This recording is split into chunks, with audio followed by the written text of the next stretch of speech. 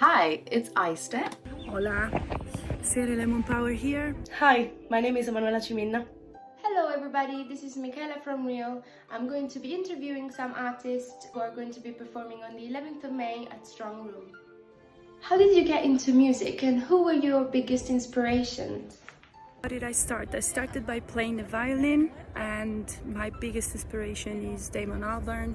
I actually can't remember how I got into music for the first time, because it's all been very natural to me since the very start.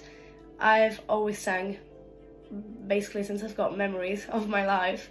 Music just found me, and it's been incredible so far.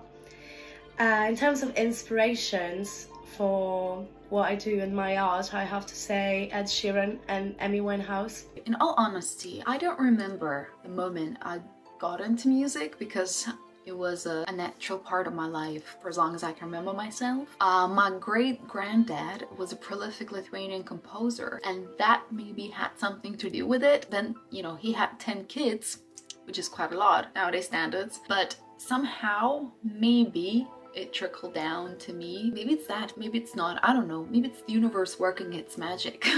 I ain't got the answer for that, but all I know is I just love, live, breathe music. And my greatest inspirations were certainly the big stars, the big pop artists. You can't think about pop without thinking about probably Michael Jackson, Elvis Presley, Britney Spears, Avril Lavigne, Shakira, Whitney Houston, Celine Dion. Later on, I learned about Motown, Stax Records. It just kept blowing my mind, in all honesty. And still to this day, I just discovered these gems that are just like, wow. What was the biggest challenge you faced when recording your latest single and how did you face it? Oh, this is such a good question because recently I did have a great challenge while recording a song, and it was because, the first few takes, there's 3, 4, 5, it can be very natural and the intention is very right. But then the more times you're recording that song, the more automatic and monotonous and less nuanced your performance can become.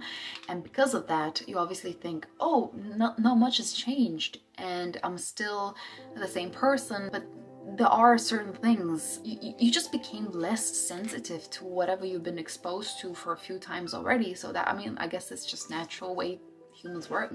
But your ego gets into the play and it starts to kind of muddy the waters. You think that you can still do it good. You can still make it better than you did the first few times when the intention was so right and the mood was so right. And the train is long gone, but you refuse to accept it. Especially me, I can be stubborn, but because this happened quite a few times, I learned to accept it and just kind of give it time, maybe move on to something else and know that everything in this life has its right timing and we need to honor that. So all of the songs that I released now so far have been completely produced by me. And back then I had just started. I had little to no knowledge on how to get a good mix, on how to produce a song. I was just literally starting and messing around with Logic.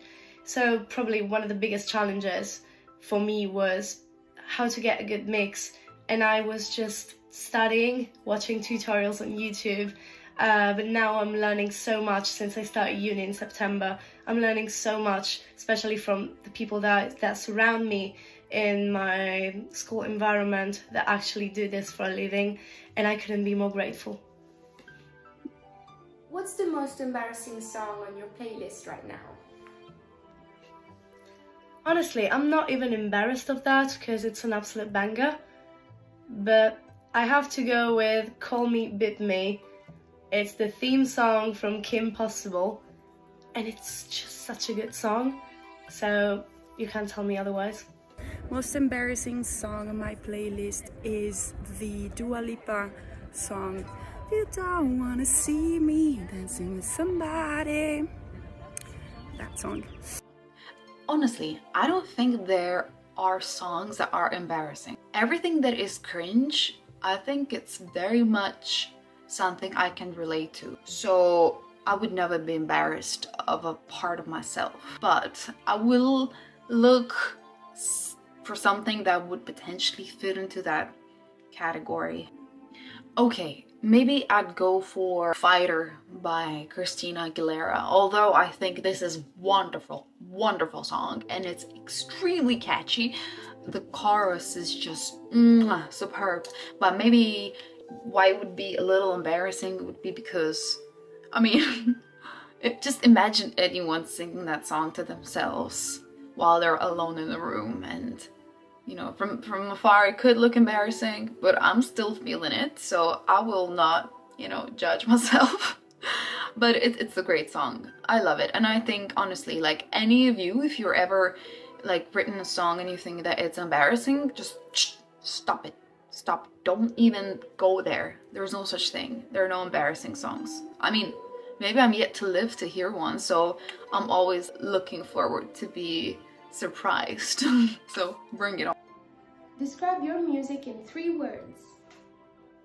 3 words to describe my music are strong, real, and emotional.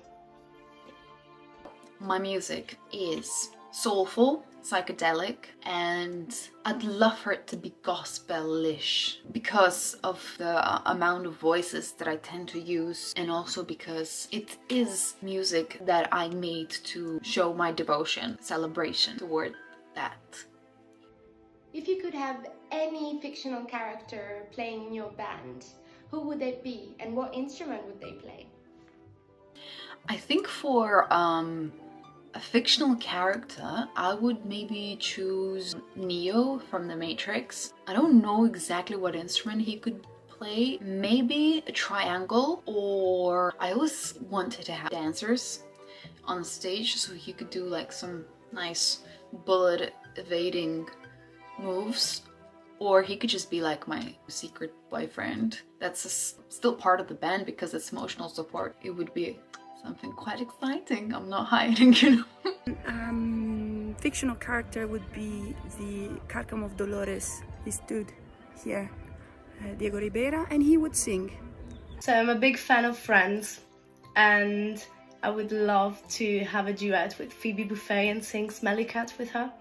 What's the best piece of advice you've ever been given as a musician, and who was it given by? My parents are the most important people in my life, and they taught me everything that I know. They made me the person that I am, and they have been supporting me during my journey since I knew that I was going to become a singer in my life. And the biggest piece of advice that they gave me was that there is no such thing as wrong or right time in life. Just everything that happens to you happens for a reason. I think the best piece of advice was given to me by Alan Watts, because I read his books and he likes to make analogies to music when explaining things. The most important ones was that, you know, he just keeps kind of like going back to this idea that we shouldn't be very serious about this life or like what we make. It's more about the enjoyment and the fun of it. And that's almost where the purpose is, because once you get serious and you seriously start to look for meaning, it's very unlikely for you to find it if you just lose it and forget about all that grand search and just see the joy right in front of you and have fun with it. Then it will be way more rewarding. That's, I think, the best advice that I've been given so far. Thank you, and can't wait to see you in real life. Bye! Ciao! Oh, best piece of advice, focus on music. Forget about the rest.